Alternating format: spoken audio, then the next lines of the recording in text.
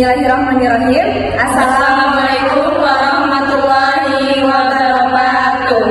Perkenalkan, kami dari kelompok 7. Saya Yesa Listiana. Saya Mega Nurianti Anugrah Putri. Saya Wulandari. Saya Reni. Di sini kami akan mengilustrasikan cara menggunakan baju kerja di white area. Selamat menyaksikan.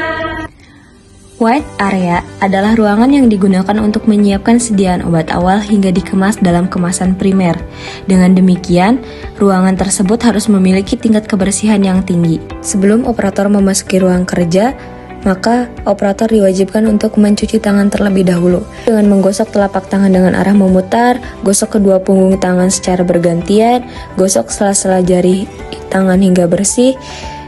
Kemudian bersihkan ujung jari tangan dengan posisi saling mengunci dan gosok dan putar kedua ibu jari secara bergantian dan gosok kedua tangan terlebih dahulu dengan ujung jari dan bilas hingga bersih. Tujuan utama dari mencuci tangan ini adalah supaya kotoran yang terdapat pada lengan ini dapat terbuang dengan air yang mengalir.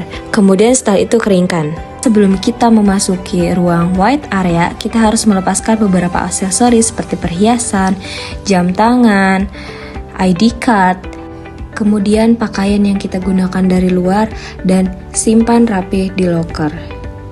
Tujuan utamanya adalah untuk menghindari kontaminasi. Setelah mencuci tangan, kita di sini menggunakan hand sanitizer terlebih dahulu kepada tangan sebelum kita memasuki ruang white area, dan di sini kita menggunakan sarung tangan dan juga penutup kepala atau sarung kepala.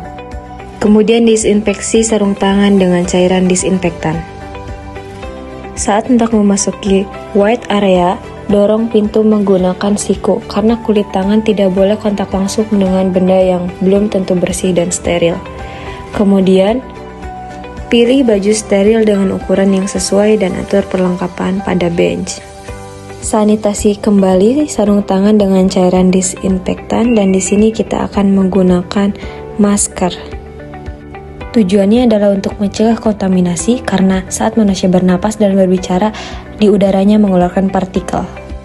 Kemudian sanitasi kembali dengan cairan disinfektan, yaitu saat menggunakan dan setelah menggunakannya. Selanjutnya digunakan baju coverall atau jas laboratorium steril. Pakaian ini harus terbuat dari bahan yang berpartikulat rendah yang dapat melindungi dari lintasan bakteri dan permeabilitas obat. Usahakan bagian luar jas tidak boleh mengenai lantai agar tidak menyebabkan kontaminasi. Dan sanitasi kembali menggunakan cairan disinfektan. Kemudian gunakan penutup sepatu dengan cara melangkahkan kaki yang telah memakai penutup sepatu pada area bersih dan yang satunya itu digunakan pada area bersih. Sanitasi kembali sarung tangan dengan cairan disinfektan.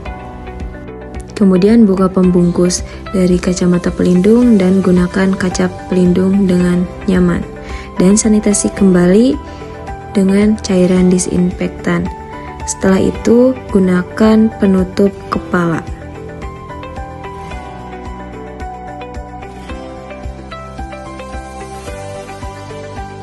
Gunakan sarung tangan steril sesuai dengan prosedur.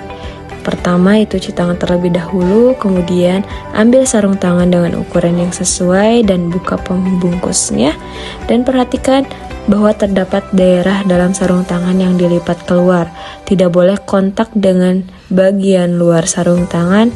Dan jika sudah menggunakan sarung tangan, tidak boleh kontak dengan bagian dalam sarung tangan. Gunakan sarung tangan hingga overlap pada lengan baju. Terima kasih telah menyaksikan video kami. Semoga apa yang kami sampaikan bisa bermanfaat. Wabillahi taufiq wal hidayah. Wassalamualaikum warahmatullahi wabarakatuh.